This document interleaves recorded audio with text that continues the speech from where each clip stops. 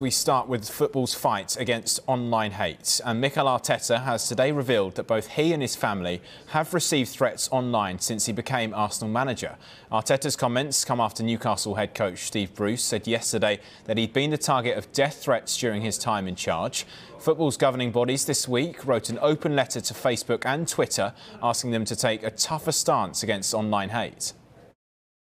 I think we are all exposed in this industry to that, and that's why I prefer not to read, because it would affect me personally much more the moment that somebody wants to touch my family. And because it happened, the club was aware of it, and we tried to do something about it. And that's it. We have to live with it. It's not going to stop tomorrow. We know that, but medium, long term, can we do something about it? That's where I am pushing for. It's part of the job, honestly, Nick. I think I'm not the only one that is suffering these type of things. I think when you're winning, everything is beautiful and you are incredible, and it's you are the best coach. And when you lose, it's completely the opposite, and that's the reality. And it's not pleasant when it goes personal against me. I can take it. When the family is involved, then it's a different story. Arteta mentioned how he chooses not to read the abuse online. He's one of 5 Premier League managers to have Twitter accounts, but he hasn't tweeted since August last year.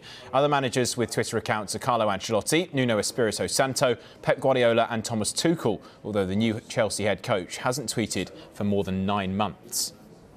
I had to learn it and train myself not to read about me, not in good times and not in bad times, because what is out there has an effect on you, and you cannot stop it. You cannot not let it have an effect on you. If it's out there and everybody's talking highly about you, it triggers something in you. And if they speak, of course, bad about you, it sticks also with you, and it should not, because the target is to be self-confident in the best way and self-aware, and not in need for the admiration of external people, and this is kind of also a mechanism to protect myself.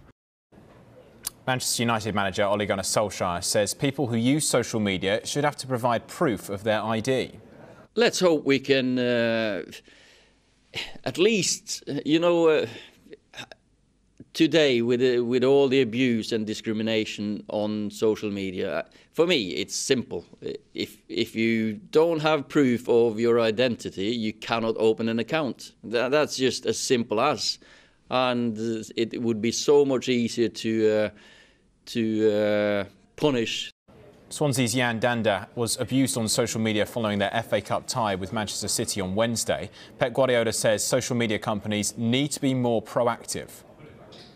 Twitter as a system maybe should control a little bit and ban and cancel the Twitter accounts when someone is being accused or something like this. It's disgraceful, you know that. So I don't know where it come from. Maybe Twitter for the governments or where you have to involve, because at the end it's part of the society, and today is rising and rising again and again and more. A number of players have been targeted, and Dean Smith told us how Aston Villa help any of their players who suffer abuse.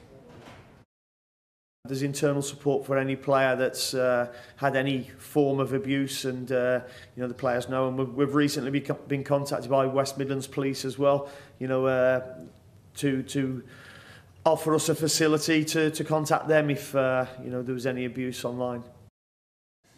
We at Sky Sports are committed to removing online hate from our platforms. If you see a reply to a Sky Sports post and/or content with an expression of hate, please copy the URL or screen grab it and send it to againstonlinehate@skysports.com.